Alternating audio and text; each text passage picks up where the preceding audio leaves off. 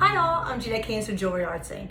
In this video, I'm going to show you how to solder ear wires to a hollow form. Coincidentally, the latest hollow form from my Queen Puabi die collection.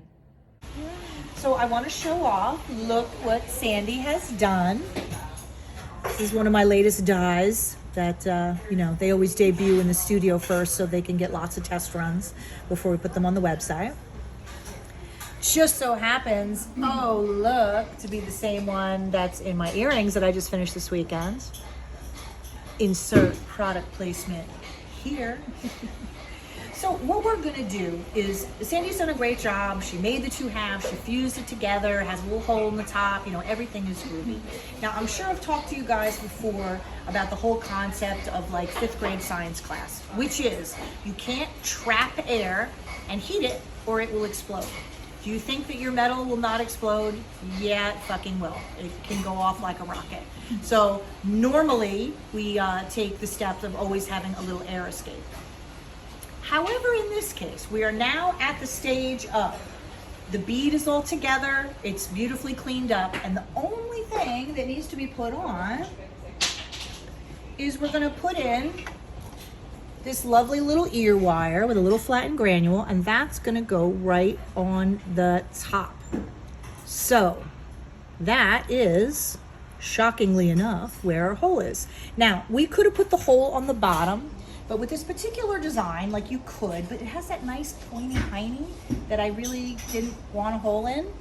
See the pointy hiney, it's very cute and adorable, and I didn't want a hole in there. So what we're gonna do, because this is the only, it is a pointy hiney, and I will not hear anything. Oh, are you, I see. Yeah.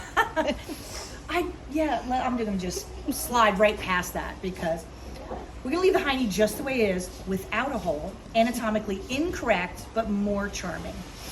So what we're gonna do is we're gonna solder this on the hole on the top, and we're gonna fill the hole, which is something I'm always saying, don't fill the hole. But we can do it if it is the last soldering operation. So in other words, we can't put this on here, solder it on top of the hole and then throw it in the pickle and then be like, oh, you know what? I've decided I'm gonna solder something on the bottom or on the top or whatever. So normally I'm like, you can never fill the hole. The real answer is more nuanced and longer, which is, well, you can, but it has to be absolutely the last heating operation that it's going to get, which is why generally speaking, I'm just like, don't fill the hole. We're filling the hole.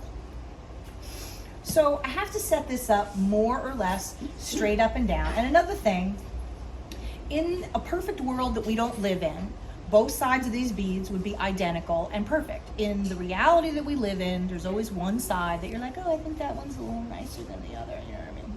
So I just had Sandy mark with like a little X, like that's the side that I want facing outward. Of course, to be honest, we can bend that wire in either direction, but we're committing, that's our side. So we have to kind of set this up in something so it'll sit there and behave itself. So another pet peeve of mine that you're gonna have to hear me go on about is a grit bowl. A lot of people like to use a grit bowl. It's this like thing on a Lazy Susan. I know Sandy's laughing over there because she was here in the studio with me in the days of yore where that was how you set up everything that wasn't flat. Is you would put it in this giant bowl with these big chunks of garnet or whatever pumice grit in it. Now, every time you looked at it, all of your carefully laid things would move instantly. And on top of that, when you took the piece out, it was covered in deep, disgusting scratches. So during my reign of terror, I sort of, pulled them off the shelves. And I mean, it's fine to use them for annealing, for like a large object or whatever, but do yourself a favor, don't solder with them. There you go, that's my screed.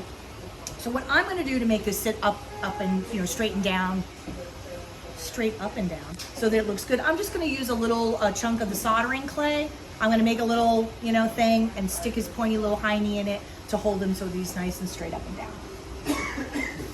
Now, like soldering clay is one of those things. I don't use it every minute of every day, but when you need it, it is like a lifesaver. because it will accommodate any weird shape. It's great for things that, you know, are not easy to just lay flat on a block. Now, one thing you do have to consider when you're using the soldering clay is, you know, it's clay, it's wet, it's kind of insulating. So in our case, it's not going to really be anywhere near where we're actually soldering, so it won't really matter. But just know that if you're using this and it's set up right where you're going to solder, it may take a little longer for things to get hot than you're used to. So just, if you're heating it and you're like, why isn't this getting hot? Just keep going. It's pretty normal. So I just took a magnesia block that already has like a crater in it, and I'm just going to like stick a little bit of that in there. You see? It's like a weeble, but he won't fall down. So then what I'm gonna do is I'm gonna set up my solder and everything, and then we'll come back and I'll show you how we solder it, okay?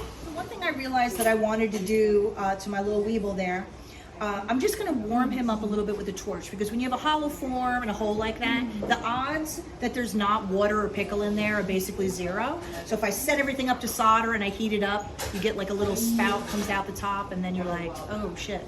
So I'm gonna heat it up a little bit, get rid of that if it's in there.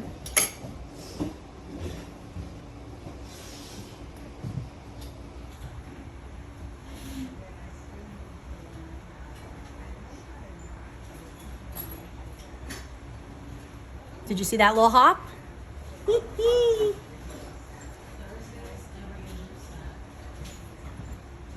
That's why also usually I do this relatively gently to just, you know, try to get it all out of there. Okay, that should be good. Because I mean, if you have a lot of water in there, it will literally like a geyser out of the top. Funny, but wrong. Okay, so I'm gonna set up the solder and everything, and then we'll come back and I'll show you how we do it. So you can take a look. I'll let Alexis do a little bit of a close-up.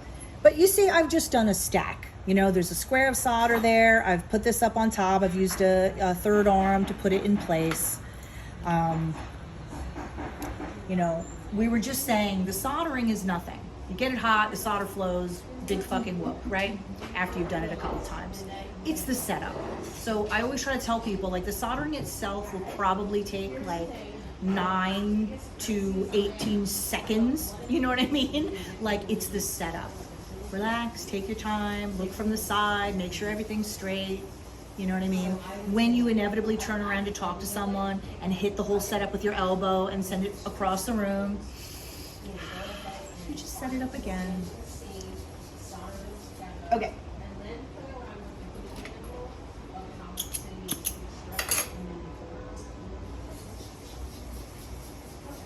And usually when I'm doing this or a post, what I'm gonna do, I'm gonna have my finger right here. Now, I'm not taking it and like pushing down a lot, because obviously the whole thing will go all over the place. But usually I just have my finger resting there so that I can feel that it's in contact. Because one thing that does happen with putting a post and earwire on a lot of times like this, if you set it up and you think it's touching, but really there's like one molecule of air in between, you know, so like you get a little puddle, but you don't get an attachment. Just so you know, that's super common. So you just want to make sure they touch. Okay. Got my finger there.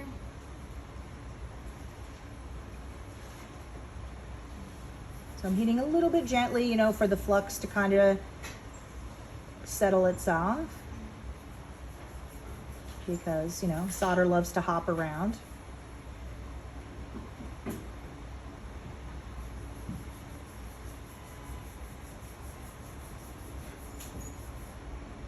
Because normally, like, once the flux is dry, then I really just go in for the kill, but going gently in the hopes that nothing gets dislodged.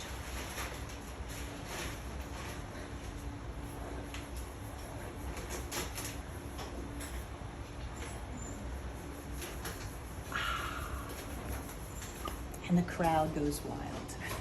So you see what I mean? The setting is nothing. The soldering is nothing. It's the setup.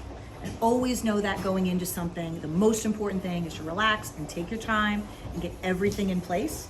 So I'll take that out, we'll let it cool, we'll take a close-up photo, and then we'll pickle and, you know, all that good stuff.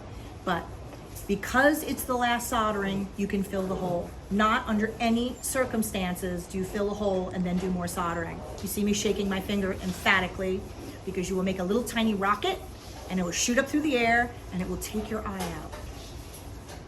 Don't let it happen to you. So you see how the solder filled in beautifully. We're gonna pickle and all that kind of good stuff, but everything looks great.